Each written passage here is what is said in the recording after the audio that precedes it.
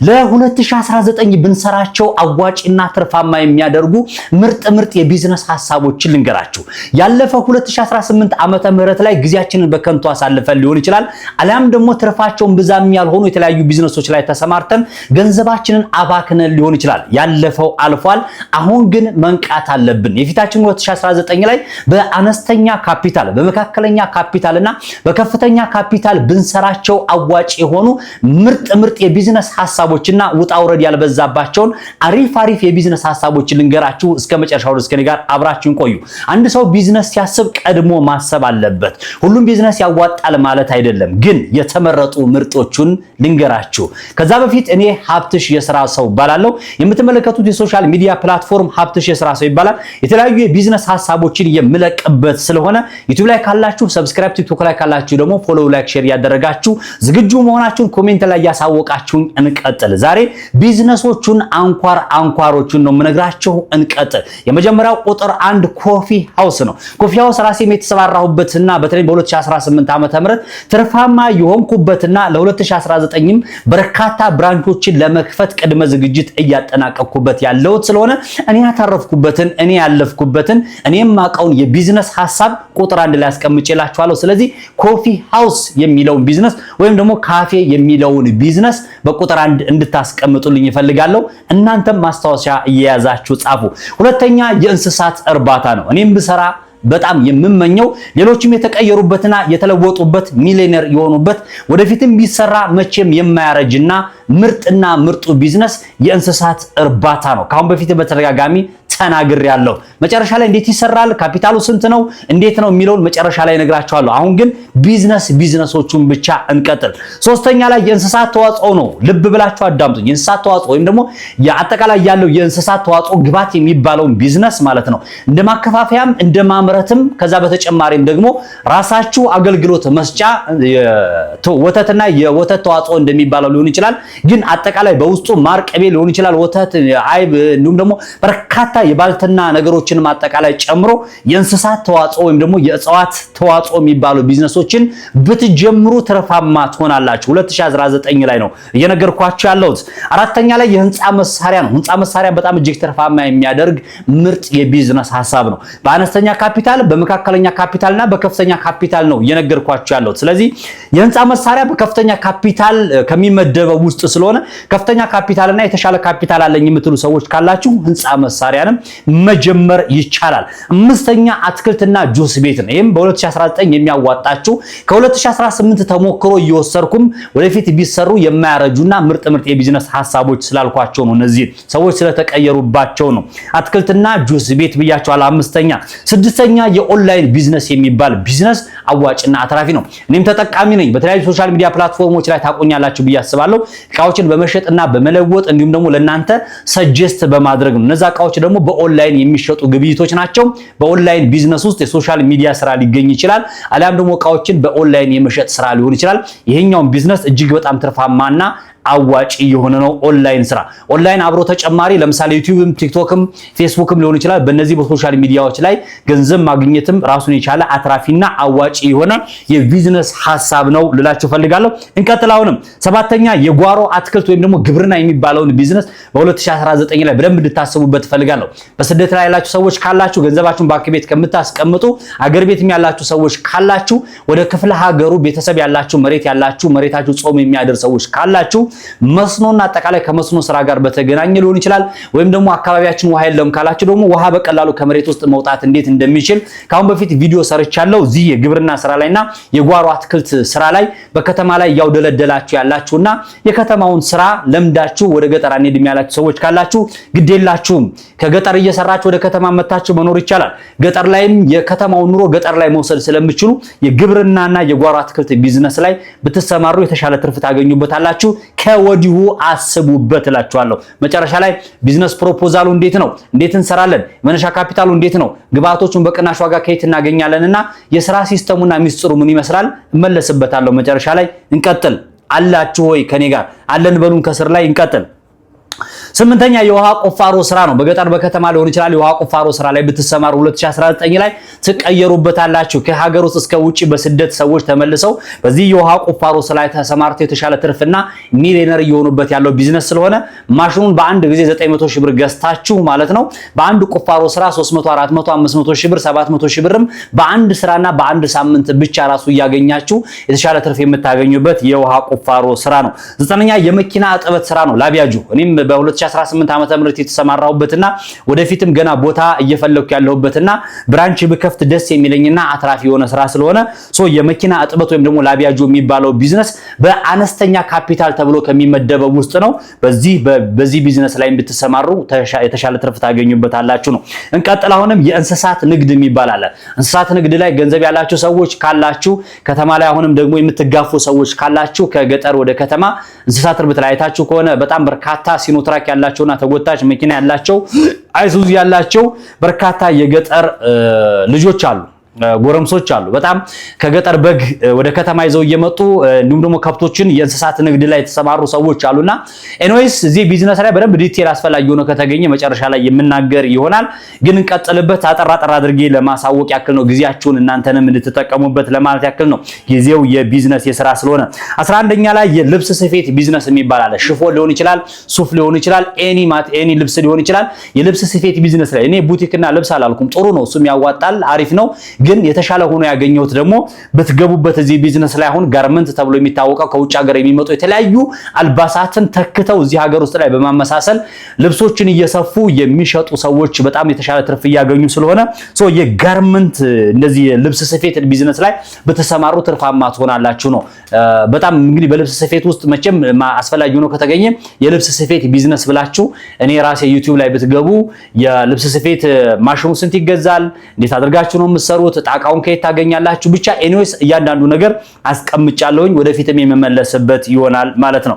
እንቀጥልና አሁንም የህፃናት አልባሳት ሽያጭ ከልብስ ሽያጮች መካከል አሁንም የተሻለ አትራፊ ሆኖ ያገኘሁት ወይም ወደፊት ብትሰሩት ምርጥ ስለሆነ የህፃናት አልባሳት ሽያጭ ላይ በጣም ምርጥ ነው። የህፃናት ልብስ ቤት መክፈት በጣም ምርጥ ቢዝነስ ስለሆነ እዚህም ላይ በደንብ እንድታስቡበት እፈልጋለሁ። አስቡበት።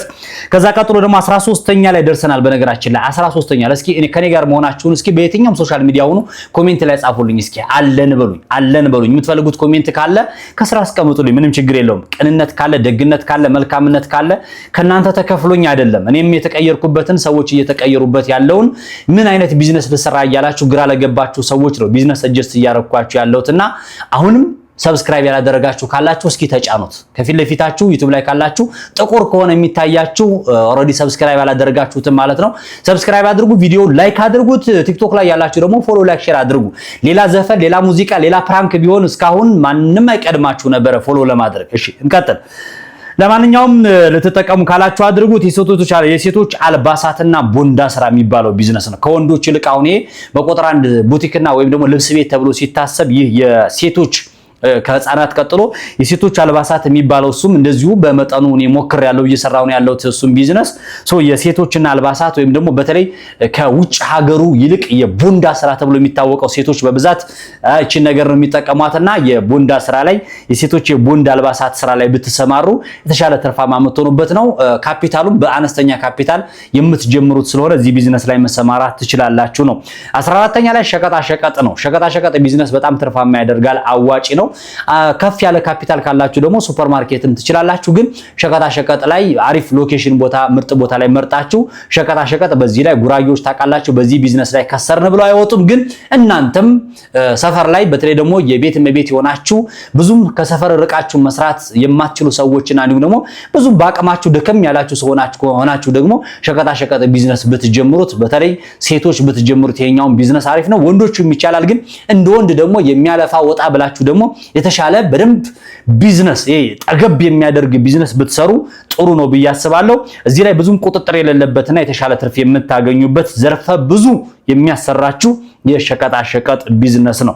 15ኛ ላይ ላውንደሪ ቤት፣ አሁንም ለሴቶች መቤቶች ለሴቶች ተመራጭ የሆነ ስራ ነው። ወንዶችም ትችላላችሁ። ሞር ግን ሴቶች እዚህ ቢዝነስ ላይ ብትሰማሩ በጣም አሪፍ ነው። በአነስተኛ ካፒታል ብቻ የላውንደሪ ቤት ወይም ደግሞ የልብስ እጥበት ቢዝነስ ላይ ብትሰማሩ ምንም ገንዘብ ከሌላችሁ በእጃችሁ ልታጥቡ ትችላላችሁ። በጣም ብዙ ሴቶች ልጄን ያሳደግኩት ልብስ አጥቤ ነው፣ ሰው ቤት ሄጄ ልብስ አጥቤ ነው ሲሉ ትሰማላችሁ። ምክንያቱም ራሱን የቻለ ፕሮሰስ እና ሂደት አለው እንጂ የልብስ ቤት ወይም ደግሞ የላውንደሪ እጥበት ራሱን የቻለ አዋጭና አትራፊ የሆነ ቢዝነስ ነው። ብዙም ቦታ የማይፈልግ የተሻለ ትርፍ የምታገኙበት የላውንደሪ ቤት ነው እላችኋለሁ። 16ኛ ላይ የኮንስትራክሽን ግብአት አቅርቦት የሚላል። አሁንም ከፍ ያለ ካፒታል ያላችሁ ሰዎች ካላችሁ እኛ ካፒታሉ አለን ቢዝነሱን ንገረን ለምትሉ ሰዎች የኮንስትራክሽን ግብአት አቅርቦት የሚባል አለ። የተለያዩ ማቴሪያሎች ለምሳሌ ሲሚንቶ ሊሆን ይችላል፣ ብረት ሊሆን ይችላል፣ ሌሎችም መሰል ነገሮችን አሸዋ ምናምን መሰል ነገሮችን ብቻ የኮንስትራክሽን ግብአት አቅርቦት የሚባል አለ።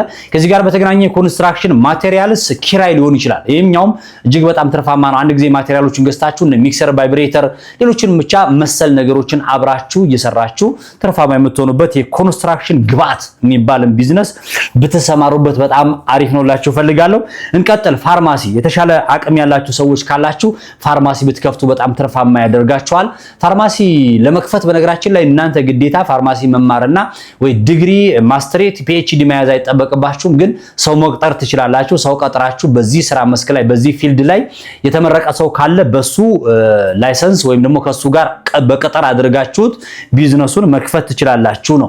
እንቀጥል። 18ኛ ላይ የጽዳት አገልግሎት ካሁን ጊዜ በተደጋጋሚ ተናግሬያለሁ። ጽዳት አገልግሎት የቤት ለቤት ሊሆን ይችላል ወይም ደግሞ ንግድ ከፍታችሁ የንግድ ቦታ ወይም ደግሞ ሱቅ ከፍታችሁ የጽዳት አገልግሎት መስጫ ተቋም ከፍታችሁ ከትንንሽ ከቤት ከሶፋና ምንጣፍ ጀምሮ እስከ ትልልቅ ህንጻዎች ክሊኒንግ ሰርቪስ የመስጠት ቢዝነስ ብትጀምሩ ተርፋማ የሚያደርጋችሁ ቢዝነስ ነው። ብዙዎች የተቀየሩበት ነው። አንድ ጊዜ ማሽኖችን በ150 እስከ 200 ሺህ ብር እና ከዚህ እስከ 300 ሺህ ብር ድረስ ኢንቨስት አድርጋችሁ ራሱ የጽዳት አገልግሎት ቢዝነስ ላይ መግባት ትችላላችሁ። አይበቃም ልትሉ ትችላላችሁ። የተወሰነ ሃይላይት ገንዘቡን ስናገር ግን እንዳቅማችሁ ትችላላችሁ ነው። በአነስተኛም ትችላላችሁ፣ በመካከለኛም ትችላላችሁ። በ300 ሺህ ብርም ጀማሪ ነው። በ30 ሚሊዮንም የጽዳት አገልግሎት ቢዝነስ ሊጀምር ካለ ከፍ አድርጎ ደረጃውን ከፍ አድርጎ መጀመር ይችላል ማለት ነው። 19ኛ ላይ የፈርኒቸር እና ብረታ ብረት ስራ በጣም ትርፋማ የሚያደርግ ቢዝነስ ነው። የኛው ሶፋ ስንት እየተሸጠ ነው ያለው? አልጋ ስንት እየተሸጠ ነው ያለው? ጭንቅላታችሁን ብቻ ተጠቅማችሁ የተለያዩ የፈርኒቸር የቤት እቃዎችን እየሰራችሁ እዚህ ስራ ላይ ብትሰማሩ እናንተ ሙያው ባይኖራችሁም በዚህ ስራ ላይ ተሰማሩና ሙያው ያላቸው ሰዎች ስላሉ ከነሱ ጋር ኮላቦሬት አድርጋችሁ መስራት ትችላላችሁ። ያን ያክል ደግሞ ዲግሪና ማስተሬት የማይጠይቅ ስራ ነው። በዚህ በፈርኒቸርና ብረታ ብረት ስራ ላይ የተወሰነ ልምድና እዚህ የፈርኒቸርና ብረታ ብረት ስራ ላይ ተሰማሩ ሰዎች ጋር ሄዳችሁ የተወሰነ ልምድ ቀስማችሁ ወይም ደግሞ ከነሱ ጋር ኢንፎርሜሽኑን ጠይቃችሁ ካልሆነም ደግሞ በሶሻል ሚዲያ ላይ የአልጋ አሰራር የሶፋ አሰራር ብላችሁ ልምዱን ራሱ ማየት ትችላላችሁ። ዛሬ ጊዜው በጣም በደንብ አሪፍ ሁኔታ ላይ ያለንበት ኤአይ ያለ ጀሚኒ ያለ የሶፋ አሰራር ብላችሁ ብትሉት እያንዳንዱ ነገር በደንብ ዲቴል የሚያስቀምጥላችሁ ነው። የመጨረሻ ላይ ክቡራን ተመልካቾቼ የመጨረሻ ላይ የምነግራችሁ ነገር የሚዲያ ስራ መስራት ትችላላችሁ። እንደኔና እንደሌሎችም የሚዲያ ስራዎችን መስራት ትችላላችሁ። ብቻ በርካታ ስራዎች 2019 ላይ ይኖራሉ። ከብዙ በጥቂቶቹ መካከል እነዚህን ይመስሉ ነበረ። የትኛውን መረጣችሁ? እስኪ የመረጣችሁትን ቢዝነስ ኮሜንት ቦታ ላይ አስቀምጡልኝ። ምክንያቱም ከዚህ ቪዲዮ በኋላ ማብራሪያ ይዤላችሁ ስለምመጣ ለምሳሌ አንድ ሰው እንበልና የህንፃ መሳሪያ ቢዝነስ መስራት ቢፈልግ ህንፃ መሳሪያ ለመክፈት ምን ያክል ካፒታል ይፈልጋል? ማቴሪያሉ ግብአቱን ከየት ነው የሚያገኘው? እንዴት አድርጎ መክፈት አለበት? ኢቭን መደርደሪያው እንዴት አድርጎ ይስራ? በማን ይስራ? በስንት ካፒታል ቤት ኪራይ በስንት መከራየት አለባችሁ? ሎኬሽኑ ምን ይመስላል? የሚለውን እያንዳንዱ ዝርዝር መረጃ ቢዝነስ ፕሮፖዛል ይባላል። ይሄንኛው አሰራር የቢዝነስ ፕሮፖዛሉን በነፃ የምትፈልጉትን ቢዝነስ እንዳቀርብላችሁ ያ የምትፈልጉትን ቢዝነስ ኮሜንት ቦታ ላይ አስቀምጡልኝ። ነገ ከነገ ወዲያ እመለስበታለሁ። ይሄንን ይመስል ነበር። በስተመጨረሻ የምትመለከቱበትን የሶሻል ሚዲያ ፕላትፎርም እኔ በነገራችን ላይ ልመና አይደለም ለራሳችሁ ስለሚጠቅማችሁ ሰብስክራይብ እንድታደርጉ ከወዲሁ ጠይቃችኋለሁ። ቅንነት፣ መልካምነት፣ ደግነት ካለ ሁልጊዜ እኔ ለምን አንተ አትጀምረው ይላሉ አንዳንዶች። ይሄ ቢዝነስ አዋጭ ነው ስላቸው ለምን አትጀምረው ይላሉ። የራሴን ባክግራውንድ የተወሰነ ስነግራችሁ እስካሁን ከጠቀስኳችሁ ቢዝነሶች ላይ 1 3 4 ላይ ተሰማርቻለሁ። በአጠቃላይ ግን 10 ቢዝነሶች ላይ ተሰማርቼ ትርፋማ እየሆንኩ እገኛለሁ።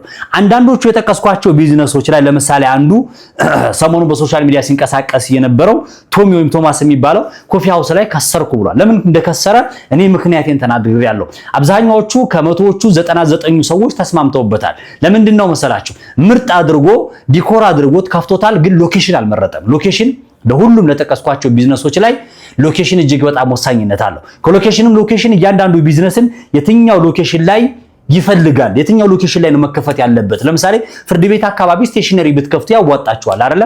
ፍርድ ቤት አካባቢ ላይ ወይም ደግሞ የሆነ የመስሪያ ቤት ያለበት አካባቢ ላይ ዘይት ቤት ሄዳችሁ ብትከፍቱ ምንም ትርጉም የለውም። ቢዝነስ እያንዳንዱ ነገር ወሳኝነት አለውና የሆነ ፓርኪንግ ያለበት አካባቢ ላይ የመኪና ማቆሚያ ወጣቶች የበዙበት ደላላ የበዛበት ወይ ደግሞ አደባባይ የሆነ ቦታ ላይ ደግሞ ጸጉር ቤት ብትከፍቱ አዋጪ ነው። ለምን? ወጣቶች እዛ አካባቢ ሰዎች መኪና ፓርኪንግ ማድረጊያ ያላቸው ወጣቶች እዛ አካባቢ እየተንቀሳቀሱ ነው ያሉት እዛ ጋር ነው። እንደገና ደግሞ ሰው ልም ያለበት ሙልጭ ያለበት ቦታ ላይ ሰው የመኖሪያ የሆነው ቦታ ላይ ሄዳችሁ ኮፊ ሃውስ ብትከፍቱ ዋጋ የለውም። አደባባይ ቦታ ላይና ሰዎች በደንብ እንቅስቃሴ ያለበት ቦታ ላይ ኮፊ ሃውስ መክፈት ይጠበቅባቸዋል ማለት ነውና ቢዝነስ ፕሮፖዛል ማለት ያ ነው። በነፃ እኔ ወንድማችሁ ሀብትሽ ያንዳንዱ ቢዝነስ ፕሮፖዛል ይዤላችሁ በዚሁ በሶሻል ሚዲያ ፕላትፎርም ከችላለሁ እላችኋለሁ። የዛሬው ይሄንን ይመስል ነበረ። በሌላ የቢዝነስ ሐሳብ ተመልሼ እመጣለሁ። ሳምንቱ ምርጥ የቢዝነስ ሐሳብ እንዲሆንላችሁ ተመኘው። ማሰላም